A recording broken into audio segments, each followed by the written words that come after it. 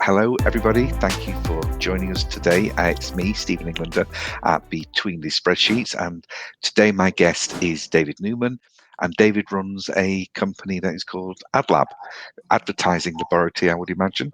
And he specializes in e-commerce, and it goes beyond just creating websites, because he's here today to tell you how we can use electronic media to help you make loads of money and get loads and loads of customers. So hello, David. Thank you for joining me. Hello, Stephen. Thanks for having me. Oh, it's a pleasure. Where are you coming from? So we're based in Bishop Stortford. Okay, yeah. So that's in East Hertfordshire. So we're next to Stansted Airport. So we're sort of in between London and Cambridge. Okay. Obviously, pre-pandemic is very handy to be able to nip into central London within sort of half hour and go up to Cambridge. And we've got clients within our area, and then also in town. Yeah, I love Cambridge. I've not been there. I used to go there just to. I went for a ride on the cam once with all the students. Yeah, lovely. Do a bit of punting. Yeah, no, I was just a passenger. But my I've got a little brother who's 20 now, and he's at Cambridge, so he's the clever one, you know. Yeah. My daughter's she's doing my little brother's doing maths and stuff, and my daughter's at King's doing the classics, so she's more arty. You know. Oh, fantastic! So, yeah, I thought I'd get up. Well, a couple of them. I'm not one of them. That's why I do this podcast. I've got to rely on the intellect and ability of others. But accountant, we're all parasites, I suppose, in some way. But this situation with COVID, it must have been quite useful to you. I know it's a terrible way of putting things, but I've been telling people now for a while, but certainly more with COVID, they've got to get online. Their sites, their e-commerce sites, the social media, they've got to be online now. Even if they don't supply a product that can be delivered online, they need to create that brand and that image and whatever. Absolutely. So we work by AA, accept and adapt. Okay, yeah. And it's essential. And so we've just been really lucky to have our business positioned to help businesses to sell products online. Yeah. So a lot of businesses have kind of seen us as essential. And other businesses which aren't online, it's then twisted their arm to invest into us. But not just that, I mean, we provide good, strong results for our clients. It's interesting as well in the position where we are with the number of clients that we've got, that we can actually start to see which ranges of products are moving and which aren't. Oh, so you can give some good stats as well. Yeah, and it's kind of what you would think. So obviously food, everyone's buying food. Yeah. Food DIY at home. Yeah. They're looking for locks and latches. They're looking for doing odd jobs around the home. Yeah. For home interiors. Garden furniture last summer. Everyone wanted to buy bars for their gardens. Right. Yeah. That's quite cool. That. Yeah. All sorts of stuff. But then you see other stuff, unfortunately, which is then see a dip. So like apparel, like clothing, and jewelry, these types of things. We've seen a big dip. It's. And then, we've been really fortunate. Our position of our website, and also we've been also working with businesses which have done really well during this time, and we're essentially just holding on to their coattails. So just some examples. I got one company we do a lot of work for is Ocean Free, which is the largest hand sanitizer manufacturer within the UK. Great business, two guys, mid-30s, similar age to myself. They were making glitter products, and they totally stopped that and went full in on making hand sanitizer. Right. And their business is just skyrocketed. Does their hand sanitizer have glitter in it? It doesn't, no. They do like a fragrance one, and it's quite interesting because their original business of doing the glitter, the opportunity that they saw is basically buying big volumes of glitter from China and then repackaging it up in the UK. And then you might have like a tube of like blue glitter, and rebrand that like 5 times. So like Midnight Blue or Smurf Blue or so on. And then they had their products. They had them in all the major supermarkets and They're extremely strong on Amazon. So they already had the distribution network set up. So they then and they had a big warehouse in Stevenage, about 20 staff packaging up this glitter. Right. And so when the pandemic came, they completely stopped that, and then went full in on hand gel, hand sanitizer. And I mean, you look at the sales. You look at there's tools that you can do where you can see the volume of sales which are happening in Amazon. But mega business. No, so when I mean, a lot of people watching this will either have some sort of e-commerce site, but I don't think a lot of people understand the difference between an e-commerce site and a normal website. Right. And I think they also, and I've noticed, so there's question number one. I think we also get a lot of people who come into this world. I mean, I'm not dissimilar, and we go in, we say, right, we've got a website, we've got an e-commerce site, we've got this, we've got that, but then what do we use it for? How do we get it moving? So it's all very well having it. It's like if you've got a shop, you know that you just put a key in the door and you open it, but and then customers walk past, but what do we do for this? So there's two questions, so let's start with the, absolutely. So obviously, at AdLab we focus on building bespoke Magento stores. So Magento, first of all, is an e-commerce platform. It's the third largest e-commerce platform. So you'd have WordPress, WooCommerce, you'd have Shopify, and then you'd have Magento. And Magento is a beast. It's a long time to develop. So a bespoke store, you're looking at 350 hours, that sort of number of hours to develop a bespoke Magento store. But the good thing with Magento is it's got a really big community. There's a whole host of extensions available. So anything that you want to implement, there's generally someone who's done it, and you can pay for an extension. You can bring that in. It's an extremely robust platform.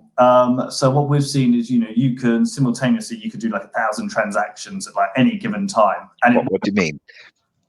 So if all of a sudden you had 1,000 transactions. You mean 1,000 people buying something? 1,000 people make a purchase at that given time. It won't buckle. It's robust. Whereas with like something like WordPress, WooCommerce, you could get issues.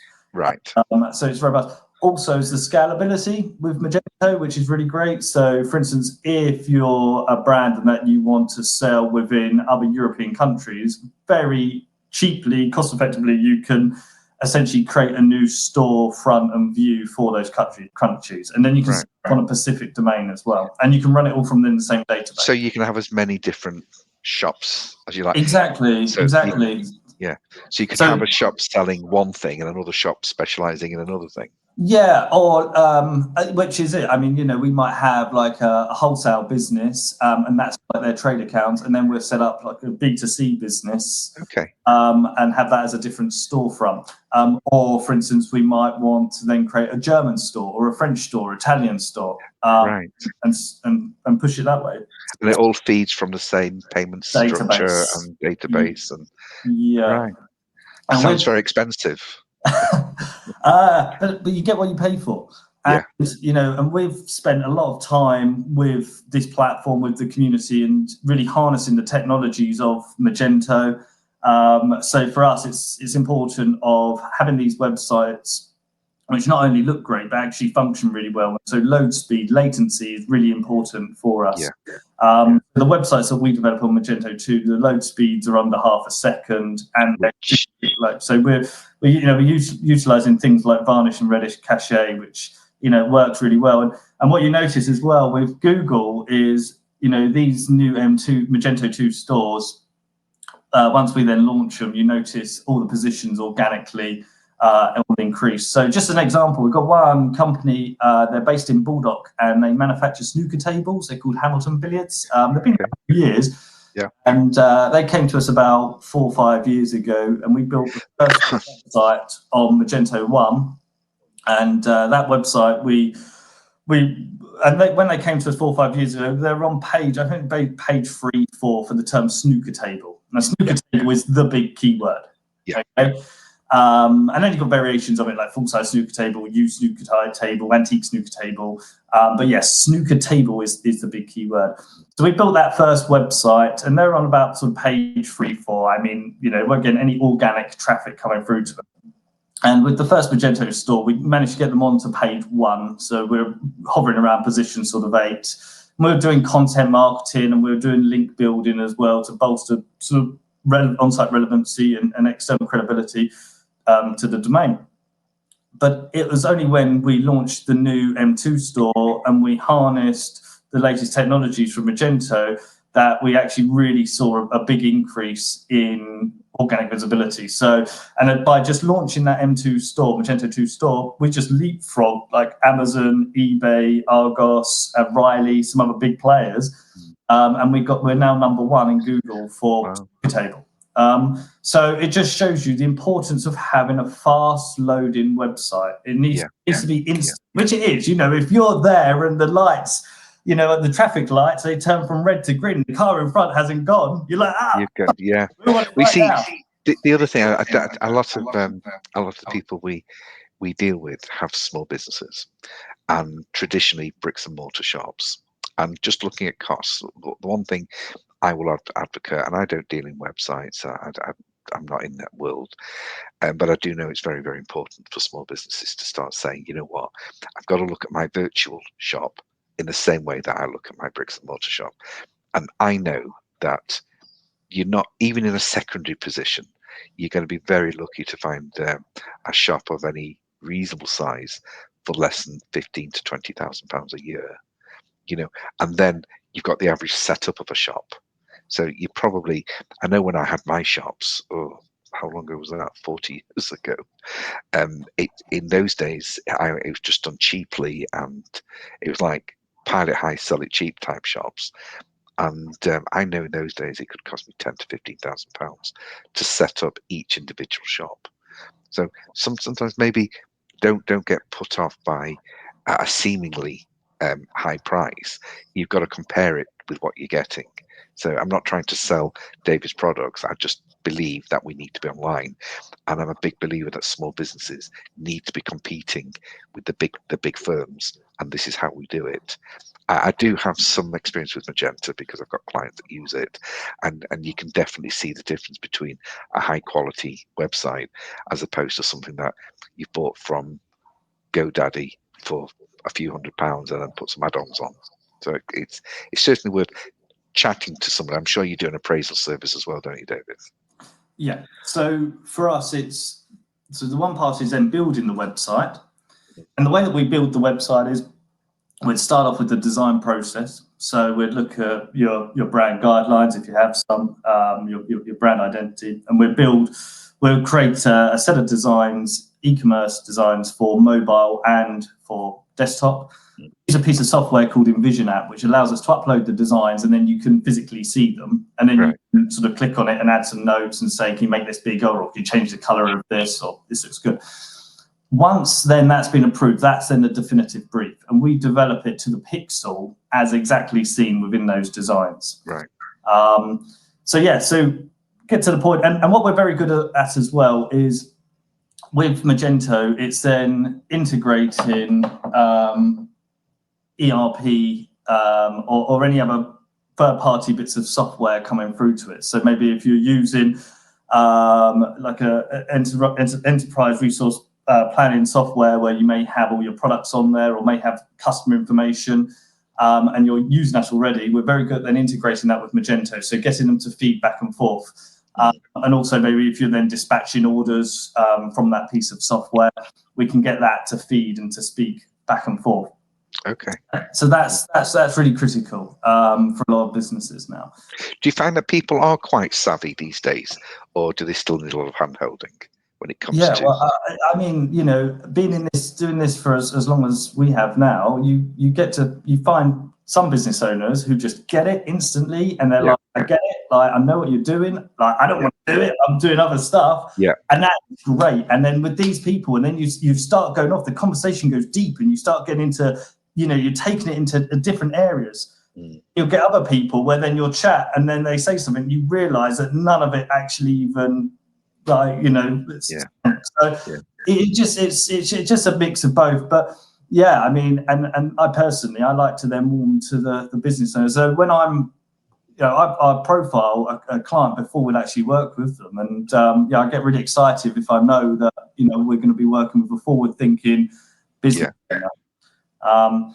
So we got to the stage then where we've got the designs, we've then developed it onto Magento, we've populated it with your products, maybe feeding it in from a third-party piece of software, or we may have migrated the product from a legacy website that you may have had.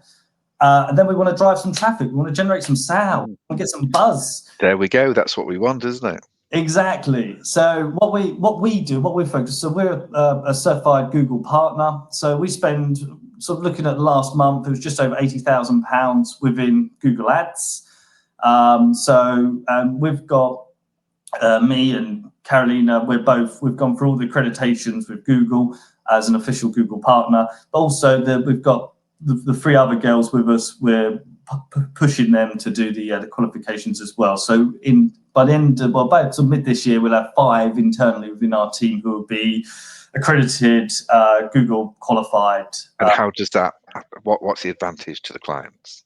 Well, so the advantage, so it's basically knowing of the latest technologies, Right. the latest mechanisms from Google to help us to drive traffic. Yeah. And so this one service that we're really big on, which we've been advocates for many years now, is Google Shopping. So we've got this e-commerce website. We'll then take the product feed, embellish that data, and then we'll pass that through into Google Merchant Center and connect with Google Ads, and we'll build out a Google Shopping campaign. And we'll actually go quite granular with it. Now, depending on the number of SKUs, we'll either build it out product specific or category specific, or category level. But yeah, Google Shopping is really great. We've got clients where we're receiving over 10-to-1 return. So we've got a client where we spend £12,000 a month in Google, and we do over £120,000. That's pretty phenomenal. Yeah, I've never come across that. I normally get people that are lucky to break even. Well, because they're not optimizing the campaign, and it depends how you build and optimize that campaign out. And it's a really beautiful service because with Google Shopping, it then over time you can start to then see the data. You can actually see what is the most highly searched and highly converting keywords for a specific product. And obviously then you can go after those keywords and then pull back the spend on the products which don't work. And it's letting the environment decide actually of what products are then going to sell. But what's really then key is, so over time, then we've got this select number of keywords which we know are highly searched and converting. They're generating us a good revenue income. We can then optimize the website to then go after them organically. And the aim of the game is then to get as much real estate coverage within Google for what we know is the most highly searched and converting keywords. So is this all being done in the background, or does the owner, the business people have to do this themselves? Yeah, no, this is all, we do all of this. So it's all in the background. Oh, we do all this all in the background, yeah. And is this a monthly subscription they pay you? Or? Yeah, so we may allocate 10 hours a month for Google Ads. Yeah. And we'll do maybe sort of 8 hours for content marketing, and then we'll do a boutique outreach campaign as well. Right. The aim of the game is, so once we've researched what those keywords are using data from Google Shopping, and the data could, and the KPIs could be a whole number of things. So obviously we've got a straight e-commerce conversion, but also we might have a submission of a contact form, requested quotes, clicking of a phone number, maybe even a download of a brochure. And then the aim of the game then is get as much real estate coverage for those converting words. So let's say, for instance, if it is snooker table, that is the keyword that we want to go for. Yeah. We want to then make sure that our products are in Google Shopping. We've got then the text-based ads for search, paid search, and then we're high up organically as possible. And so basically, when someone searches for a keyword which we know works for us, they're just hit with our clients. Oh, that's brilliant. I can hear the passion in you, the enthusiasm. You're drawing me in. Right. But one question that always comes across with businesses, especially small businesses, because resources are often a bit tight. What would you recommend? I know it's such a difficult one, but you can what would you recommend a spend initial and annual should be, or what's the entry level? Are you able to give an answer for that? Yeah. Well, our hourly rate is £65 an hour. a Google Shopping campaign, you'd be looking at 10 hours. That's set up and managed, so 650 quid. If you came to me, Stephen, and said, I've got an e-commerce website here, I've got 2,000 products, push them into Google Shopping for me, 650 quid a month, and then we'd need to decide on the media spend with Google. And we'd probably go, well, look, let's just push £1,000 first of all. Let's actually see what return. And once we start to clock it, let's say we start to get 4, 5, 6 return to 1, 6 to 1, that's when we go, right, let's now up the ante. If the search volume's there, that's kind of how it works. So something bubbling in the background, generating leads, generating interest, generating sales could be had for as little as $16.50 a month. Yes. Yep. And the initial setup on just an entry level e-commerce site is so the e-commerce, that's a different beast. Well, I know I've got a client that's just paid over 20 grand for one. Well, yeah, exactly. So so with a Magento site with a bespoke set of designs, and maybe if we've got an integration in from third-party software, we're looking around about £30,000 with us.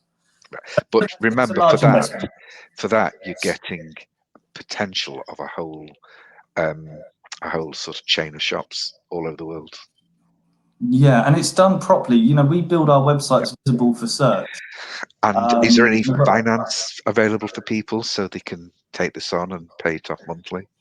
No, we don't. Is that if anybody does want to go down this route, do speak to both of us, because I can possibly help with that. Okay. We're coming to the end of the show now. Right. What we'll see beneath you is you'll see my contact details, and you'll see David's contact details. So do please feel free to contact David direct. But if you're a bit shy and you want to go through me, or even talk about how the finance would work or whatever, then contact me. Contact both of us. Just before we go, David, have you got any funny stories? Anything you can embarrass somebody with? Oh, no, you put me on the spot there. Well, including me. Well,